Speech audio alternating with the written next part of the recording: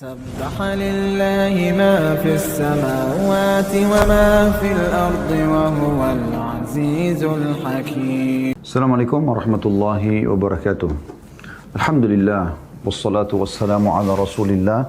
Segala puji dan puja kehadirat Allah Subhanahu wa taala, juga salawat dan taslim kepada Nabi besar Muhammad sallallahu alaihi wa ala alihi wa sahbihi wasallam. Saudaraku seiman, kita melanjutkan bahasan tentang surga. Semoga Allah Subhanahu wa taala memasukkan kita ke dalamnya dan menjadikan kita orang-orang yang senantiasa selama di dunia sibuk untuk meninggikan derajat kita di surga dengan memperbanyak amal-amal saleh, bertobat dari dosa-dosa, dan juga tentu menjauhi segala jenis dosa besar ataupun kecil. Allahumma amin. Dan kita teman-teman sekalian kalau membahas surga bukan bahasan hanya sekali saja, dan saya berharap teman-teman yang mengikuti acara ini bukan hanya setiap Senin sekali Anda coba mengikuti tentang surga, sehingga mungkin bisa saja bahasan pekan lalu atau 2 pekan lalu atau 3 pekan lalu atau beberapa pekan yang lalu Anda sudah lupakan. Karena memang ini adalah janji Allah yang pasti benar. Allah mengatakan dalam Al-Quran, Innallaha la yukhliful mi'ad. Allah tidak pernah memungkiri janjinya. Dan Allah mengatakan dalam firman yang lain, وَمَنْ أَصْدَقُ مِنَ اللَّهِ قِيلًا. Dan siapa yang lebih jujur daripada Allah, atau siapa yang lebih jujur ya, dalam perkataan daripada Allah. Dan ini teman-teman sekalian harus kita fahami baik-baik, bahwasanya apa yang Allah janjikan ini pasti benar terjadi. Ini bukan hanya sekedar dongeng. Sebagaimana Anda juga kalau dijanjikan oleh atasan Anda, pemilik perusahaan, atau siapa saja, dijanjikan hal-hal yang baik, ya misalnya bonus atau apalah, mendapatkan paket-paket yang kira-kira menggembirakan buat Anda, maka itu teman-teman sekalian Anda mungkin mengejarnya karena Anda tahu itu janji. Padahal sebenarnya bisa saja manusia memungkiri, tapi Allah Subhanahu wa taala tidak akan pungkiri janjinya. Kita sudah membahas pada pertemuan yang lalu tentang mata air dan telaga-telaga surga. Begitu juga kita sudah membahas tentang telaga Nabi Muhammad sallallahu alaihi wa ala alihi wa sahbihi wasallam. Semoga kita insyaAllah termasuk orang yang minum dari tangan sucinya beliau sallallahu alaihi wasallam di telaganya Haud di Mahsyar, dan juga di Kautsar di surga dengan izin Allah. Allahumma amin. Dan kita akan masuk insyaAllah pada sore ini lanjutan bab kita. Lebih dalam lagi membahas surga di bab ke-13, masalah pepohonan surga. Teman-teman sekalian, Anda pasti tidak asing lagi dengan taman, ya.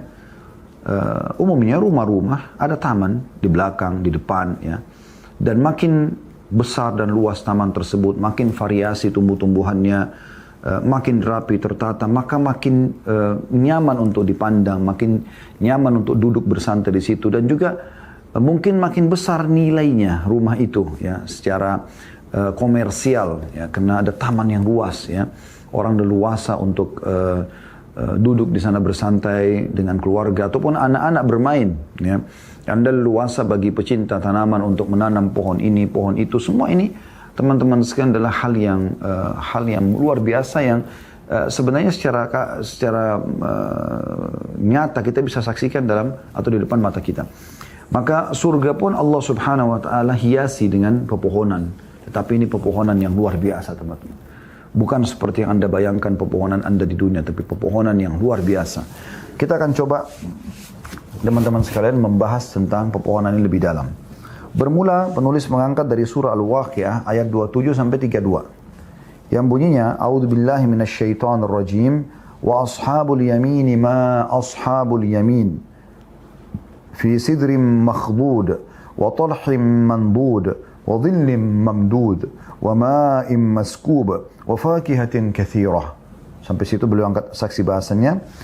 Terjemahannya, dan golongan kanan, maksudnya orang-orang yang masuk ke dalam surga. Dan golongan kanan artinya orang yang masuk ke dalam surga. Para orang-orang yang menerima buku mereka dengan tangan kanan. Alangkah bahagianya golongan kanan itu. Jadi Allah Subhanahu wa taala gambarkan bahagianya mereka. Kenapa mereka bahagia, teman-teman sekalian? Karena memang mereka masuk ke dalam surga. Allah mengatakan mereka berada di antara pohon bidara yang tidak berduri. Kalau Anda belum pernah tahu pohon bidara umumnya batangnya berduri, ya. Tapi nanti di sana ada buah pohon bidara dan ada buahnya tapi tidak ada durinya lagi. Dan pohon pisang yang bersusun-susun buahnya. Umumnya kita tahu pisang bersusun-susun di tangkainya, gitu kan. Dan naungan terbentang luas. Dan air yang tercurah, juga buah-buahan yang banyak. Nah, jadi ini sudah berkumpul semuanya, sumber kemakmuran di taman ya. Mereka dapat buah bidara dari pohon yang tidak berduri, yang mudah dipetik buahnya, pohon pisang yang bersusun-susun buahnya, kemudian naungan yang terbentang luas, artinya pohon-pohon tersebut sangat besar sehingga orang bisa bernaung di bawahnya dengan jarak sekian, bahkan disebutkan, nanti kita akan sebutkan hadisnya, bisa ratusan tahun. Begitu juga dengan air yang terus tercurah, bukan hujan, tapi ada mata air di sekitar pohon-pohon tersebut yang setiap saat ahli surga bisa menikmati sejuknya air tersebut. Apakah minum ataupun ya menggunakan untuk kebutuhan yang lainnya ya.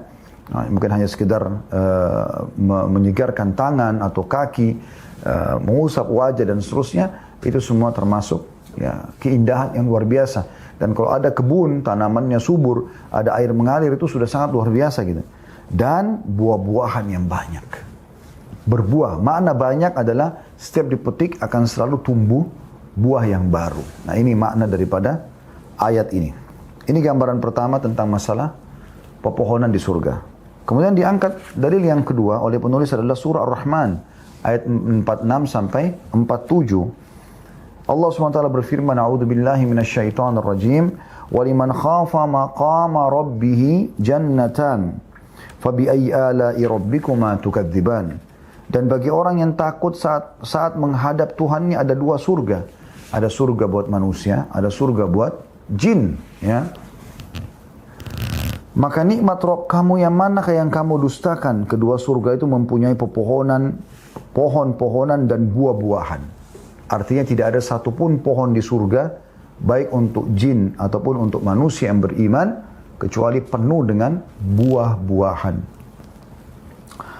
Kemudian juga dalam surah Ar-Rahman, masih surah yang sama tapi ayatnya setelah tadi, ayat 62 sampai 64, berbunyi, A'udzubillahi minasyaitonirrajim, wa min dunihi ma jannatan, fabi'ayyi ala'i rabbikuma tukadziban, mudhammatan.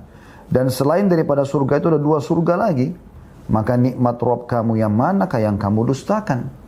Kedua surga itu kelihatan hijau tua warnanya. Ya, maksudnya saking lebatnya sampai terlihat hijau tua ya.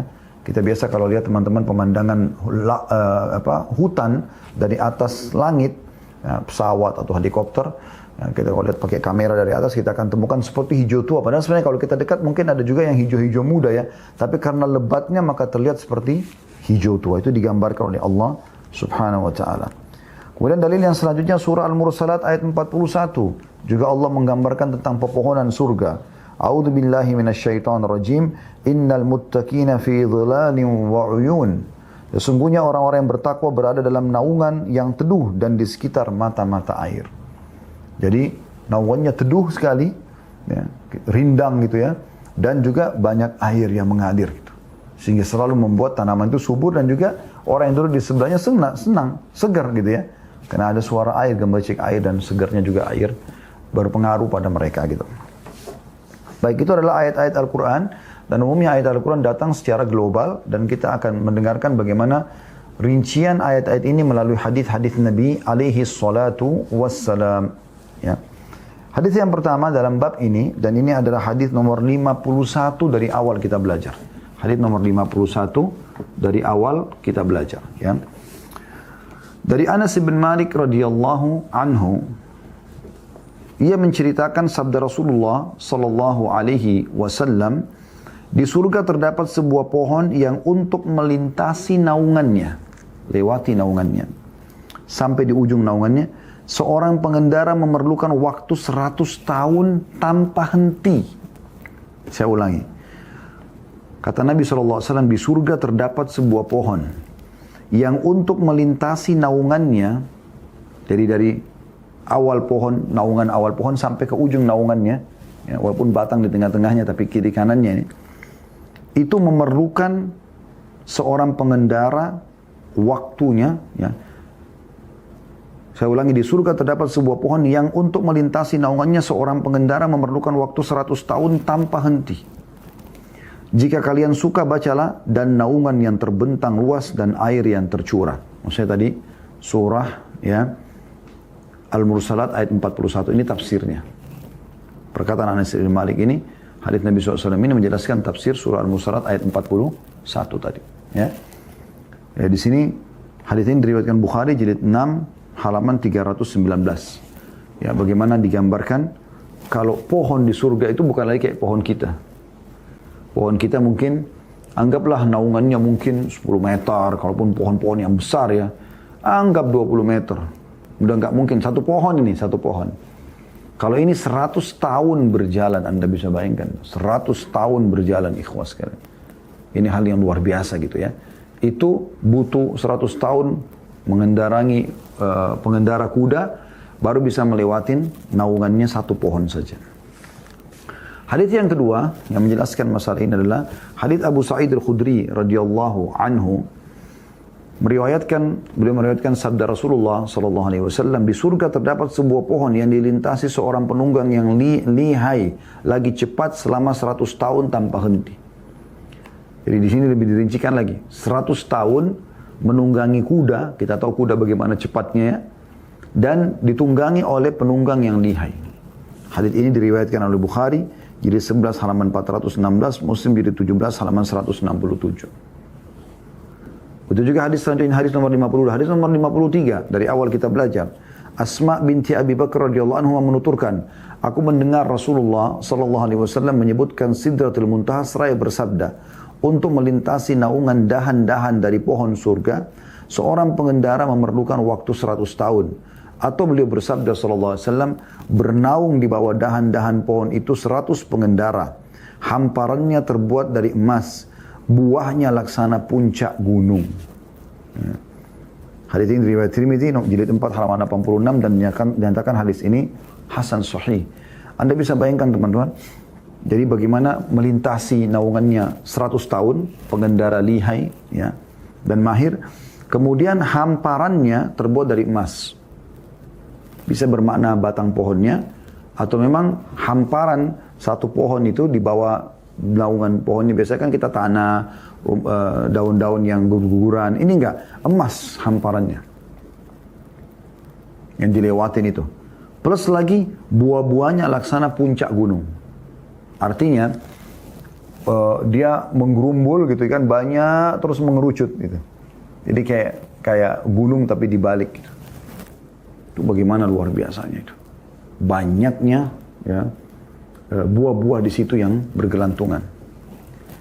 Hadis selanjutnya nomor 54 dari Ibnu Abbas radhiyallahu anhuma. Ia menceritakan pohon kurma itu ya, pohon kurma di surga ya, akarnya dari zamrud hijau. Akarnya dari zamrud hijau. Batangnya terbuat dari emas merah. Pelapahnya adalah pakaian untuk ahli surga. Darinya terbuat pakaian dan gaun mereka. Dan buahnya sebesar tempayan dan timba. Yang warnanya lebih putih daripada susu. Rasanya lebih manis daripada madu. Dan lebih lunak daripada bui. Tidak ada bijinya. Tidak ada bijinya. Hadis ini diriwayatkan oleh Ibnu Abi Dunya secara mauquf dan sanadnya bagus sebagaimana yang dikatakan oleh Hafidz Al-Mundhir dalam Kitab At-Targhib jilid 6 halaman 295. Ini luar biasa teman-teman sekalian. Saya ulangi lagi, kalau Ibnu Abbas radhiyallahu anhu menceritakan, perhatikan baik-baik ciri surga yang Anda dijanjikan, dan demi Allah ini benar. Anda akan dapatkan selama Anda patuh. Resepnya cuma patuh. Taati Allah, kerjakan perintah yang wajib dan yang sunnah. Nikmati yang halal, dan halal lebih baik daripada yang haram, dan jauhi yang haram juga yang dilarang. Udah. Selesai. Anda meninggal masuk di sini. Ini janji nggak mungkin salah. Pohon kurma surga itu akarnya dari zamrud warna hijau. Di mana di dunia ada pohon akarnya zamrud? Nggak mungkin. Zamrud itu permata yang paling mahal, sangat mahal. Tapi di surga pohonnya itu akarnya itu zamrud. Tidak cukup di situ. Kan kalau secara rasional, kalau zamrud akarnya berarti pohonnya juga akarnya berarti dahannya juga, batangnya dan dahannya juga kan zamrud. Ini enggak. Apa kata Ibnu Abbas? Batangnya terbuat dari emas merah. Jadi akarnya zamrud, batangnya merah. Emas merah. Pelapahnya adalah pakaian untuk ahli surga. Jadi kan tidak mungkin teman-teman kalau pelapa kayak pohon di dunia ini, pohon kurma di dunia, jadikan pakaian. Itu kan mungkin agak rapuh atau mungkin tidak sepertilah kalau memang dibuat dari kain ya, dari wol atau dari benang. Tapi subhanallah di surga saking sempurnanya pelapa kurma sampai bisa dijadikan baju. Ya, bagaimana indahnya itu. Darinya terbuat pakaian dan gaun mereka. Dan buahnya sebesar tempayan dan timba. Anda bayangkan tempayan yang bisa orang makan sampai belasan orang, yang biasa dikatakan tempayan. Jadi kalau wajan mungkin mesti lebih kecil, ini tempayan yang besar sekali, yang banyak orang bisa makan di situ. Itu seperti itu besarnya, buahnya satu. Atau seperti timba yang sangat besar gitu. Warnanya lebih putih daripada susu. Di mana teman-teman dapat kurma, warnanya putih. Lebih putih dari susu. Kita kan rata-rata mungkin hijau kalau masih mentah, mulai pindah kuning, kemudian merah, kemudian baru coklat, kemudian hitam ya. Seperti itulah. Nggak ada warna putih. Ini buahnya kita saksikan nanti buahnya warna putih. Batang pohonnya emas merah. Akarnya zamrud warna hijau. Kemudian dikatakan dan dia lebih manis daripada madu. Rasanya lebih manis daripada madu. Tidak akan pernah ada kurma, walaupun kurma manis tidak ada lebih manis dari madu.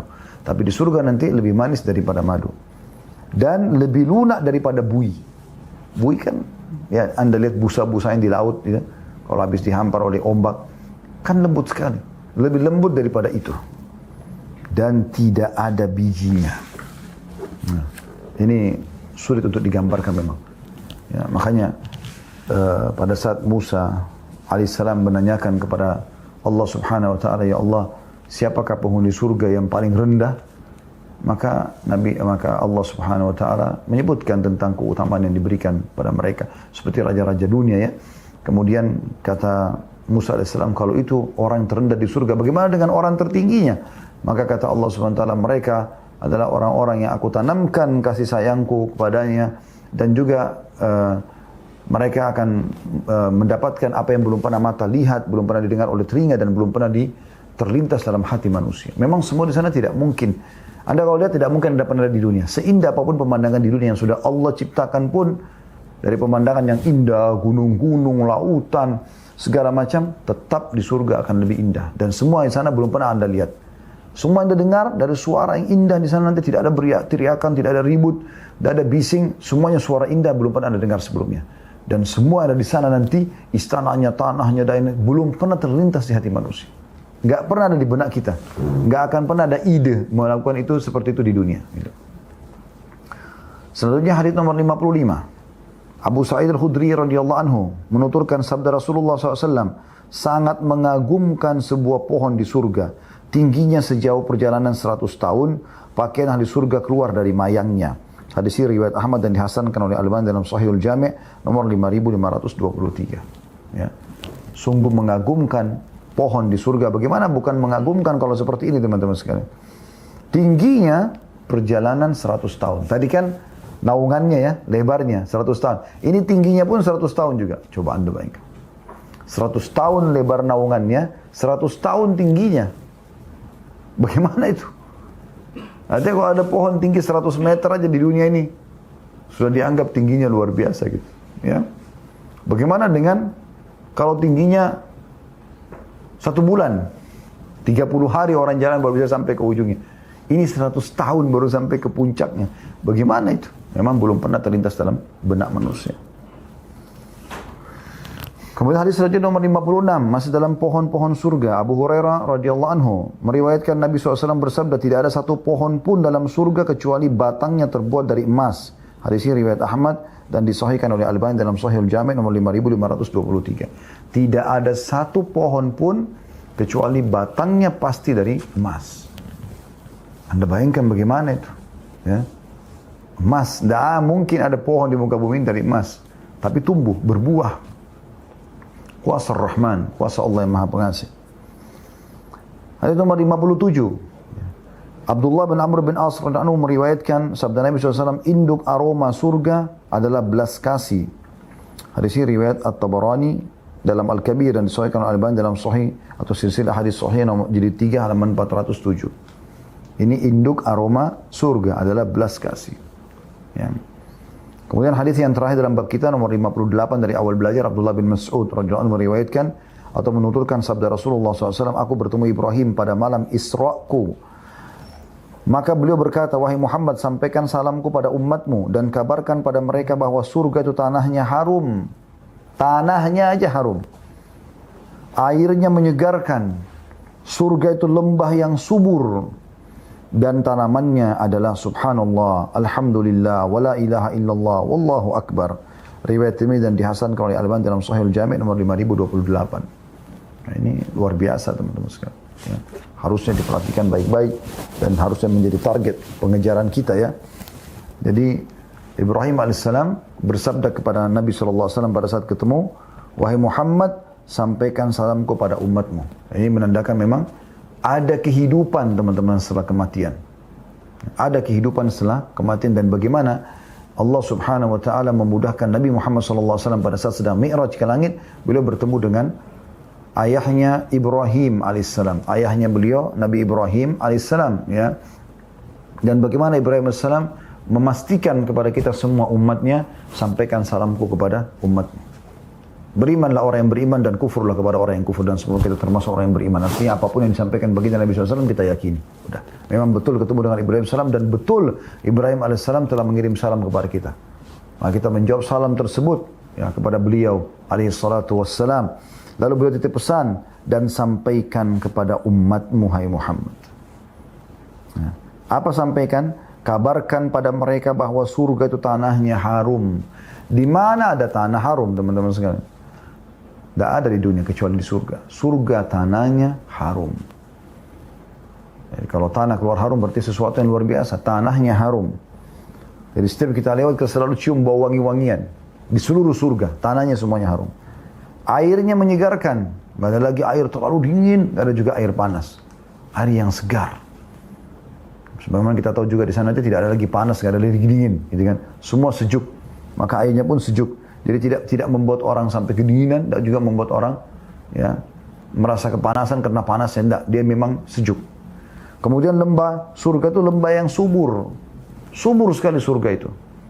Semuanya bisa tumbuh di sana.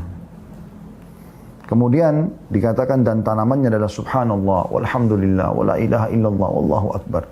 Ini Allahu alam maknanya potongan terakhir ini bisa bermakna kalau orang baca ini dia akan mendapatkan tanaman-tanaman surga, atau memang subhanallah Allah ciptakan dari nama-nama dan zikir kepadanya itu. Allahu a'lam. Ini adalah pepohonan surga.